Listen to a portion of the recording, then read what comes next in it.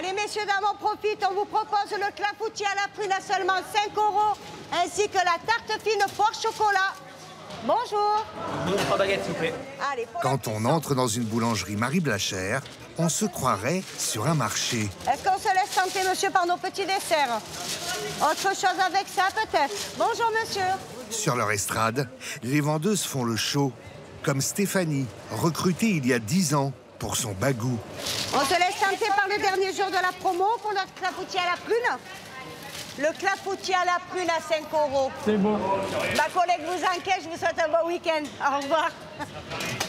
On m'appelait poissonnière et pipelette quand j'étais petite. Je pense que j'ai trouvé bien mon rôle. 2 baguettes directrices. Allez. Vous voulez pas faire le 3+1 sur la baguette? Ça ira? La formule 3+1, une politique de prix agressive qui a fait le succès de l'enseigne. Allez, hop, passez un bon week-end. Au revoir, merci.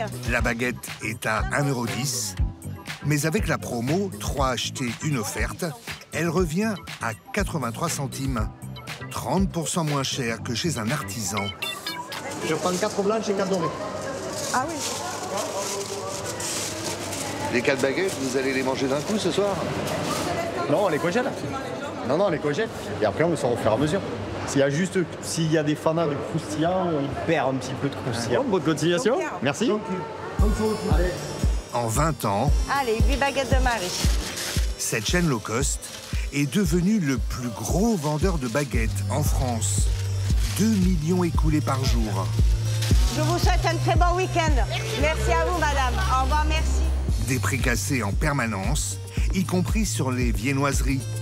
4 pains au chocolat pour 3,45 €. Là encore, un de gagné pour le client. Rayon gâteau, des promos qui changent toutes les semaines. Après, si vous prenez la pomme et la poire chocolat, ça vous fait seulement 12,90 € de tarte au choix. Ça peut être intéressant. Voilà, alors je vais prendre une comme ça et... Allez. Bon. Il a une petite. Alors ça, c'est la brioche royale avec des pépites de chocolat. C'est pareil, elle est en promotion à 5 €. Est-ce qu'on se laisse tenter pour le goûter? Là, vous avez le dessert et là, vous avez le goûter. Sinon, il y a la brioche feuilletée. Les deux, c'est 12 €, vous m'avez dit. 12,90 €. C'est bon, essayez de prendre mon tête. Allez, on y va. Elle est redoutable, hein, comme vendeuse. Vous avez vu, hein? Oui, j'aime ça. J'aime la vente. Allez, je vous laisse auprès de ma collègue pour l'encaissement et je vous souhaite une bonne journée. Au revoir. Madame, bonjour. On les trouve partout en France, stratégiquement situés en périphérie des villes moyennes. On les appelle les boulangeries des ronds-points. Cette enseigne en compte 800 dans l'Hexagone. Quelles sont les recettes du numéro 1 du pain? Son patron, Bernard Blachère, est un Ardéchois, amateur de bonne chair et un brin chauvin. Vous voulez manger des bons produits, vous ne serez pas déçus de venir en Ardèche, quoi. Des bons saucissons, de la bonne crème de marron, des bons marrons glacés. Vous vous mettez à genoux quand vous mangez ça. Son histoire commence au cœur des montagnes arides de l'Ardèche. Bernard Blachère est né dans ce petit village, La Chapelle sous Aubenas. Dès 12 ans, ce fils de paysan vend sur les marchés les fruits et légumes du verger familial. Diplômé d'un simple brevet de vente et de commerce, il ouvre à 25 ans son premier magasin de primeurs à Aubenas. La boutique existe encore. Salut mon petit Marc. Comment ça va? Et toi, que me dis-tu? Merci beaucoup. Ici, il a appris à devenir le meilleur des hableurs. Quand vous faites le marché, vous êtes là, vous vendez. Votre concurrent est en face. L'autre, il est à côté. Ah! Si vous êtes timide, c'est comme au théâtre, ça ne marchera pas. Hein. Ça veut dire qu'il faut y aller. Il faut vanter son produit. Madame, goûtez ça. Attention, vous allez vous manger les doigts. Attention, ça rend amoureuse, des fraises comme ça. Vous les mangez, ça rend amoureuse. Pourquoi dans la boulangerie, on a fait le 3+1, on a créé le 3+1? Parce que je le faisais 20 ans avant avec mon fruit et légumes. 2 salades achetées, la 3e gratuite. 3 melons achetés, le 4e gratuit. Et les gens, 1200 clients qui rentraient là-dedans. 1200 clients. Bernard lance d'abord une chaîne de primeurs discount. Il a ensuite l'idée d'appliquer les techniques de vente de ses fruits et légumes à la boulangerie. 2004, il ouvre à Salon de Provence son premier magasin. Il le baptise du nom de sa fille. Succès fulgurant. 800 boutiques en 20 ans, plus d'1 milliard d'euros de chiffre d'affaires. La clé de la réussite, faire du volume.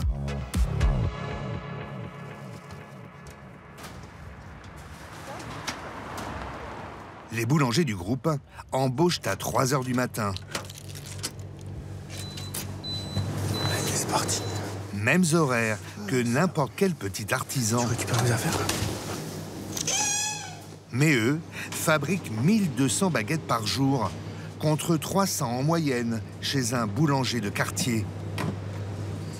Donc là, je vais pouvoir commencer à envoyer mon premier pétrin. Alex, 13 ans de maison, respecte toutes les étapes qui donnent le droit de s'appeler boulanger. Utiliser de l'eau, de la farine, pétrir et cuire sur place. Donc là, je prends ma levure, je prends mon levain que j'ai fabriqué hier et je vais peser mon levain. Il y a un grammage bien spécifique. Ah oui, il y a une recette qui est établie. Pour tous les magasins, on a une recette qui est affichée là. Le but, c'est que nos clients retrouvent le même goût de pain dans tous nos magasins. Voilà. Des baguettes artisanales, mais standardisées. Tout est au gramme près. Le pétrissage, réglé comme une horloge suisse. 12 minutes par pétrin, pas plus, pas moins.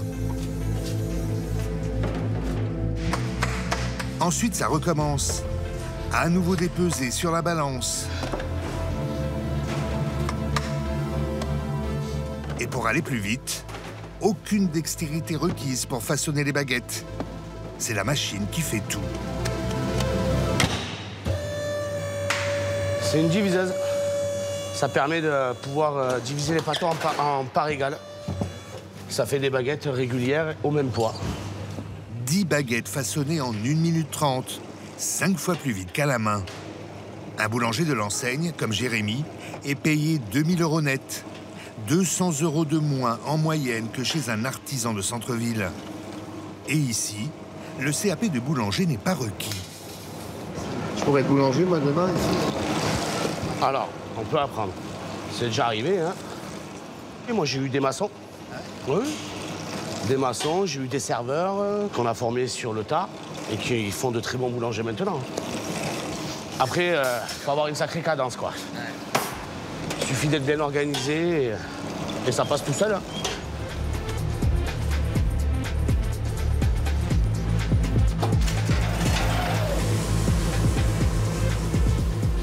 Si le pain est fait sur place, les viennoiseries, elles, arrivent surgelées. Chaque matin, Laurence fait cuire 300 pains au chocolat et 250 croissants.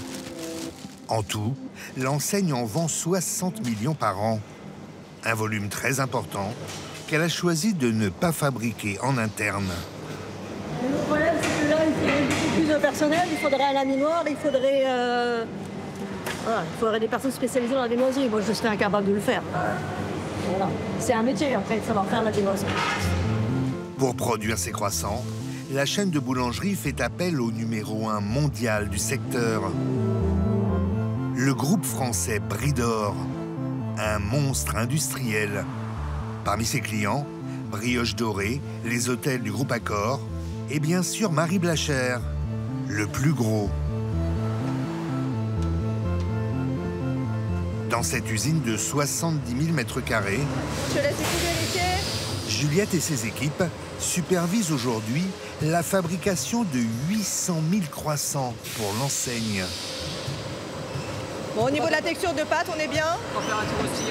Parfait. C'est Bernard Blachère lui-même qui a conçu la recette.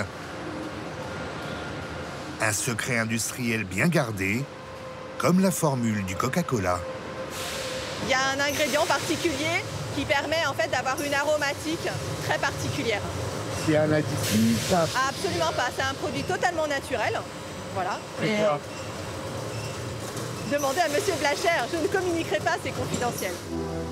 Ici, on prétend faire de l'artisanat, mais en mode XXL. C'est pas des petits cubes de beurre, là? Non. C'est adapté par rapport à notre débit de pâte, donc effectivement, on a des volumes importants. Chaque mode de beurre pèse 25 kilos.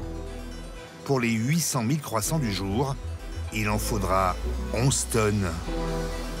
Donc après avoir incorporé le beurre, on va venir créer ces couches et faire que la viennoiserie est feuilletée. Les différentes couches de pâte sont ensuite aplaties, aplaties et aplaties encore. Donc là, on arrive au cœur du façonnage, parce qu'un croissant, à la base, c'est un triangle. C'est un triangle qu'on vient rouler. Vous avez ici un système de découpe. Les triangles tout juste formés sont ensuite enroulés. La magie de la machine. C'est seulement en bout de parcours qu'interviennent les humains. 2 opérateurs passent leur temps à scruter la ligne, à l'affût des croissants rebelles. Les loupés seront recyclés dans d'autres recettes pour d'autres clients. Bernard Blacher revend chaque croissant 1,05 € en boutique. Mais il ne lui coûte que 40 centimes à fabriquer. Grâce au volume, il écrase les prix. Chaque année, il achète pour 120 millions de viennoiseries à ce géant du surgelé. Au siège social de la chaîne de boulangerie, Nicolas se charge des commandes pour les 800 boutiques. Il est l'un des 4 commerciaux du service achat. Pour les tartes et les sandwichs, le groupe a un avantage sur ses concurrents. Il possède aussi une chaîne de 180 magasins primeurs. Cela lui permet de mutualiser les achats de fruits et légumes stockés dans ses immenses entrepôts. Hey José! Salut monsieur. Tu peux me montrer les golden là qu'on reçoit là pour le départ? Le job de Nicolas, faire des économies à l'entreprise. Et pour cela, il a une astuce. Choisir le bon calibre. Il faut savoir qu'une pomme, en gros, ça va de 90 grammes jusqu'à 400 grammes. Moi, en lui demandant, OK, moi, il me faut des pommes de 200 grammes minimum, j'assure à mes équipes de production en magasin que, effectivement, elles ne passent pas leur temps à peler des pommes toute la journée. Ou à les découper. Grâce à ce détrôneur, la tarte aux pommes fermière est exécutée en un temps record, 1 minute 30, prête à être enfournée. Nicolas surveille aussi le calibre des tomates. Nickel. L'avantage d'avoir une tomate allongée, c'est que du coup, effectivement, les équipes, eux, ils font des tronçons. C'est la taille parfaite pour aller directement dans le sandwich.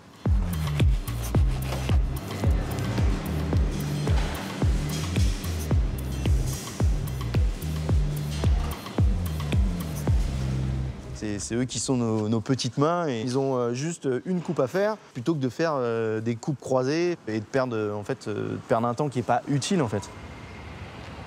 Il y a un produit en revanche sur lequel il n'a pas la main.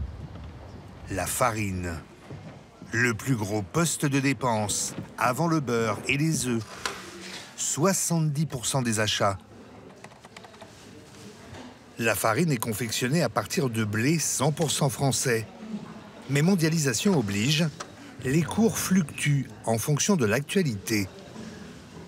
Il y avait une annonce d'une attaque de drone là, sur le Kremlin là, le 5 mai.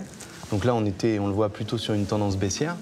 Et tout de suite, suite à cette annonce-là, on est reparti direct après sur une tendance très haussière en fait. Et qui est retombée 2 jours après, une fois qu'on avait analysé qu'effectivement, il n'y aurait pas plus de conséquences que ça. Quand les cours s'envolent, on n'a pas d'autre choix que de subir. Hein, donc, ça coûte plus cher. Et ça coûte plus cher. Donc ça a forcément un impact aussi derrière dans toutes nos boulangeries, quoi. En cas de trop forte hausse, le groupe achète moins de farine, quitte à sortir temporairement des rayons des produits qu'il considère moins incontournables, comme ce pain aux céréales. En revanche, pas question de toucher au snacking en plein boom. Déjà 20% du chiffre d'affaires. Vous avez chorizo, jambon, tartiflette, 3 fromages. Vous avez emmental. Pour l'instant, l'enseigne propose pizza, croissant au jambon, sandwich. On reste sur le viennois autant. Oui. Et wrap. Ne manque que le produit star, le burger. Pour concurrencer son voisin de rond-point, McDonald's, le leader du fast-food.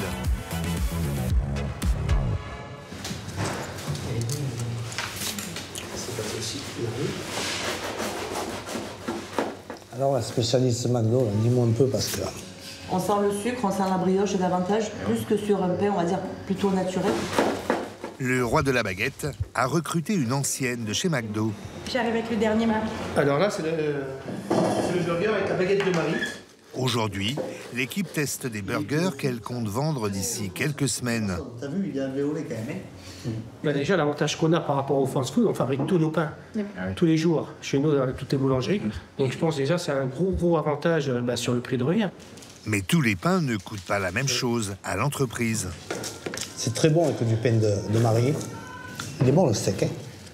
Pour ces burgers, le patron hésite entre un pain viennois, maison, et un pain baguette, qui coûterait 3 fois moins cher à fabriquer. Peut-être il faudra proposer les deux. C'est encore pas moi tout à fait qui vais décider, c'est aussi le client. Parce que si je mets les deux et qu'au bout d'un certain temps, les clients ils veulent que de celui-là, parce qu'ils ont l'habitude, parce que ça fait 10 ans, 15 ans, 20 ans, 30 ans qu'ils mangent du pain mou, sucré et tout, ben j'y peux rien, moi. Le patron compte vendre ses burgers entre 5 et 7 euros et table sur une marge de 50%. Nouveaux produits, nouveaux emplacements, le boss contrôle tout, y compris ses employés. 1 à 2 fois par mois, il se rend dans une de ses 800 boulangeries. Une visite incognito. Allez, super. Merci. Bonne journée, au revoir. Ensuite, bonjour. Bonjour, madame. Donnez-moi un lot de Marie doré, s'il vous plaît. Au revoir, madame, merci. Et avec ceci, monsieur. Donnez-moi un pain aux olives. Voilà. Merci. Ça sera tout, monsieur. Oui, c'est tout. Merci bien. Allez, 5,90 s'il vous plaît. Merci. Et voilà, 4,10 €. Merci bien. Merci, bonne journée. Merci. Merci. Je vais pas votre pain. La brioche feuilletée, elle est toujours comme ça? Oui, elle déborde. Elle déborde de générosité? Des fois, non, mais là, encore ça va, celle-là. Il y en a, ouais. Je me présente, je suis M. Blacher. Enchanté. Enchanté, de même. Vous l'avez retenu ou pas, dans la Blachère? J'ai eu un petit doute, je vous ai vu 2 ou 3 fois, parce que moi, ça fait 9 ans que je suis ici. Ah, ça fait 9 ans. J'ai eu, mais après, j'ai dit non, c'est pas lui. Qui l'achète, c'est pas lui, et voilà. Elle ne m'avait pas reconnu sur le coup, Non.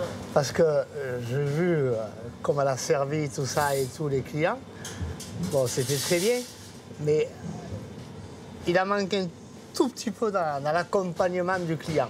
Ah oui? Un tout petit peu. Un petit peu, voilà. Les brioches, c'est bien, mais elles sont pour moi un tout petit peu levées. En quoi c'est important ces visites incognito? Vous voyez, par exemple, si je regarde ces pains là, vous voyez, les pains de campagne là-haut, pour moi, ils sont trop farinés. Ils ont trop fleuré avec de la farine. Il y est le chef boulanger là? Non. Il y a un boulanger? Là où il y a... Dorian, s'il te plaît, tu peux venir? Tu viens me voir? Salut Florian. Florent, excuse-moi. Juste, je disais, le pain de campagne, là-haut, celui-là qu'on voit dessus, il y a trop de fleurage de farine. Un petit peu trop. Celui-là, il est très bien. C'est très joli, hein? C'est très joli, tes pains, tout ça. Voilà, ça, c'est très bien. Mais descends l'autre, celui-là qui est au milieu, là-bas. Voilà, celui-là, mais tu l'as vu, toi, voilà. Toi, tu l'as vu. Tu l'as vu comme moi. Mets-le à côté de celui-là. Ah ouais, c'est vrai que celui-là est quand même plus joli. Et voilà. Mais merci bien, hein? Mais merci à vous. Vous êtes toute belle et tout beau, c'est tout. Voilà, continuez. Merci. Bon, je vous relaisse tout ça, vous le prenez pour vous. Voilà. Ah, c'est gentil. Merci. Merci beaucoup.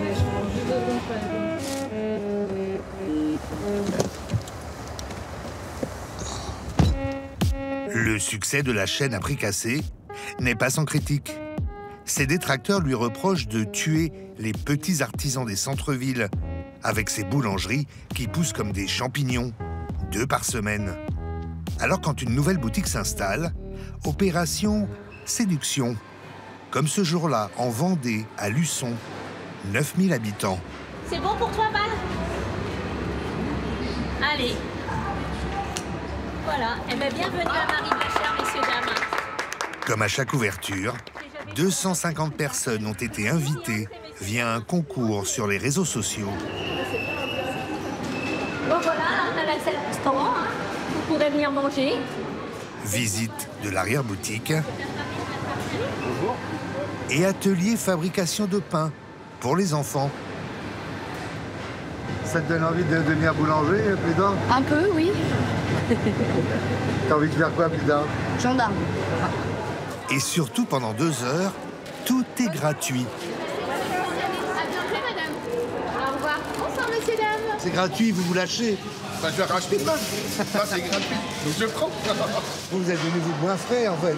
Non, on goûte à tout pour après savoir ce qu'on va manger. Parmi les invités, des commerçants, comme cette pâtissière de centre-ville, partagée sur le concept. Moi, je suis plus artisanat parce que forcément, je suis du métier. Mais on cherche tous à faire des économies dans quoi que ce soit. Donc, mais après, si les gens ils veulent de la qualité, c'est sûr qu'ils iront peut-être moins ici et ils prendront leur gâteau ailleurs. Donc, voilà. La boulangerie des Ronds-Points n'a pas fini son expansion. L'enseigne a ouvert récemment 3 boutiques aux États-Unis, à New York et Miami. Cette fois, en plein centre-ville.